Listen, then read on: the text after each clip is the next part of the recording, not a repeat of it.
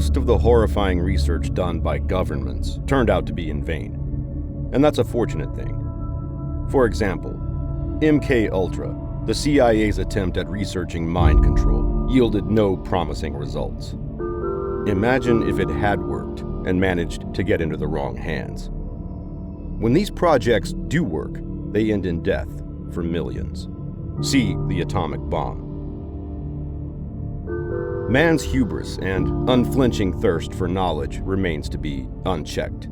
This is especially true for one organization, an institution that motivates those within its ranks to look for answers, find the truth, and leave no theory unsupported.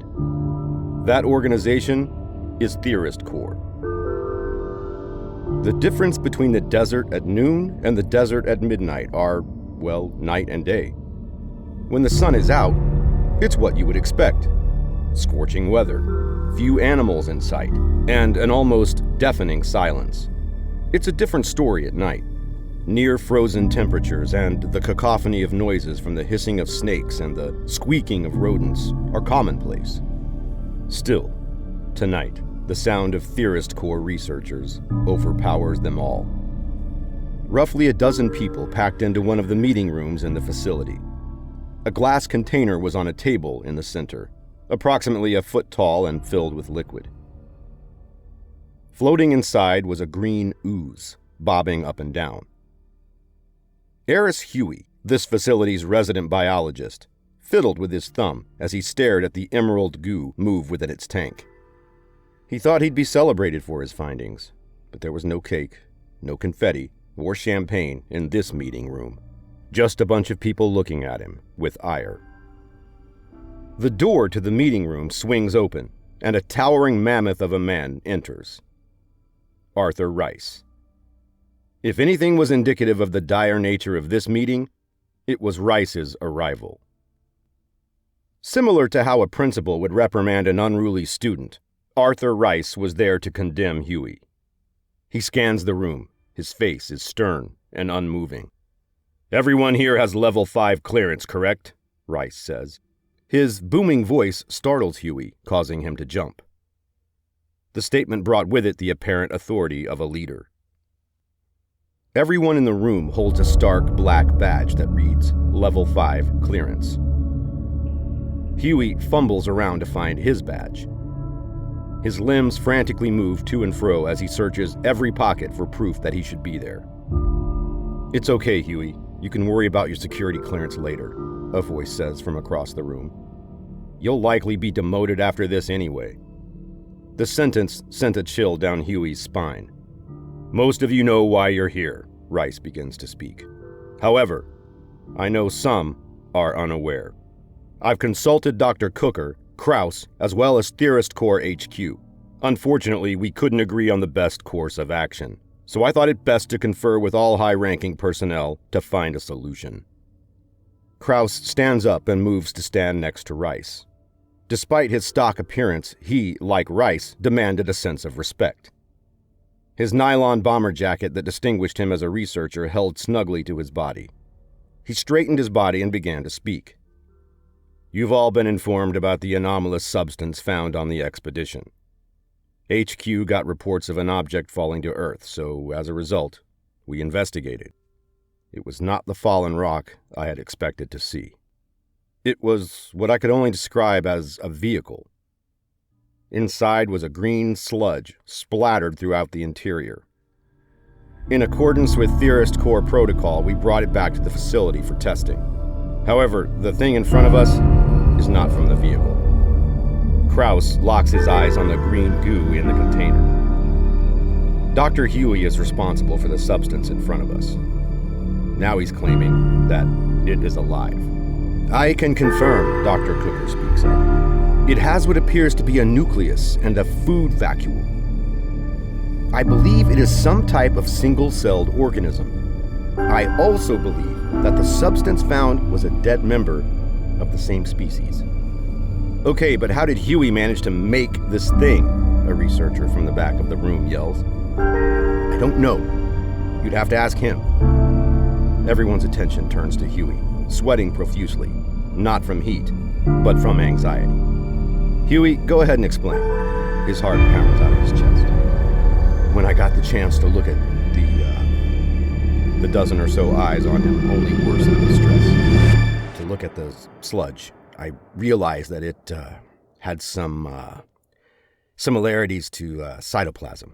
I gathered a small portion of it and pieces of what I assume to be a destroyed nucleus. Single-celled organisms like amoeba tend to reproduce by dividing in half, so I figured that parts of the nucleus would suffice. So I put them all together in this tube and began feeding it dead insects. After a few hours, it congealed into what you see now. Why didn't you consider informing us before you proceeded? Rice asks. His furrowed brow and wide eyes looked like he was trying to burn a hole through Huey's skull. It was just a theory. Isn't that what we're all about? Huey looks away from Rice's anger-contained eyes. A loud thud reverberates throughout the room as Rice's fist collides with the table.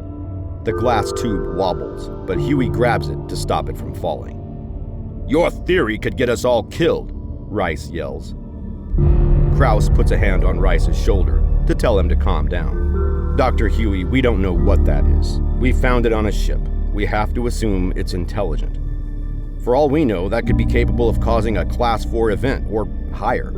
We need to destroy it as soon as possible, Rice interjects. I agree, Krause says. No, you don't understand. Huey stands up but immediately sits back down when Rice's gaze meets his. This thing is in its infancy. It can't hurt anyone. He looks to Cooker for approval. Yes, if he's correct, if it was just born, then the chances of it being a threat are minimal. We should keep it and research it more. Exactly. It's basically a child. Even if the one you found was dangerous, this one knows nothing about that. Incorrect. Everyone looks around the room to find who spoke. Who said that? Asks Rice. I'm not in infancy at all. A frigid feeling worms its way down everyone's backs, and they look at the thing in the jar. A singular eye is formed on the surface of the thing's gelatinous body. That's it! Rice reaches for the glass container, but Huey snatches it off the table. What do you think you're doing? Huey ignores the large man and turns his attention to the thing. How can you communicate with us? This doesn't seem like proper TC protocol when engaging with an extraterrestrial. Shouldn't you inform HQ first? How does it know that? Rice frantically yells. It's been watching us, Krause answers. Not just humanity, but us particularly. Yes, but how does it specifically know that? It was born today, asks Cooker. Tell me, doctors, are you familiar with using DNA as digital data storage? The thing asks. Yes, the University of Washington has been doing it since 2013, says Cooker. Are you saying your species naturally stores memories as data in your DNA, and your offspring retrieves that data? Asks Huey. You really are intelligent, the thing says. Who cares? We know they've been watching us. We must get rid of it before it can report to its leaders, Rice demands. No, that's only more reason to keep it. We need information out of it, Cooker replies. But if it can store its memories, who's to say that it can't send those memories back to its home planet? Krause asks. I don't know if that's even possible, says Cooker. It's not, Huey responds. We don't know that, yells a researcher from behind. Yeah, I agree with Rice. No, Cooker has a point. Soon the whole room was standing up and arguing. People crowd together, bumping into each other while discussing. A researcher backs into Huey, and he stumbles forward. The tube falls and breaks on the ground. But everyone is too wrapped up in the conversation to notice. Huey scours the ground, searching for the thing, but it's gone. Stop! We lost it. The voices come to a halt. What do you mean? I dropped it, and now it's gone. So it's dead? No. We've seen what it looks like dead. It's just gone. Krause looks at Rice. Inform HQ immediately. Rice bolts out of the room and the door shuts behind him. The typically busy hallway was uncharacteristically empty. The corridor lights flickered, almost matching Rice's rapid heartbeat. Despite the urgent situation, he couldn't bring himself to move. Fear glues him to the floor. He has been in this hallway many times and researched many anomalies. He has no reason to be scared of this singular one. Even so, he couldn't bring himself to take another step. The meeting room door clicks. Rice swivels around, grabs the door handle, and pushes down. The door is locked. "Hey, why did you lock the door?" In the meeting room, Kraus tries to open the door, but he has no luck. "We didn't. It's locked from the outside. Just hurry up and contact HQ." This was the urgency that Rice needed. He sprints down the corridor, but his left foot gets caught on something, and he falls to the floor.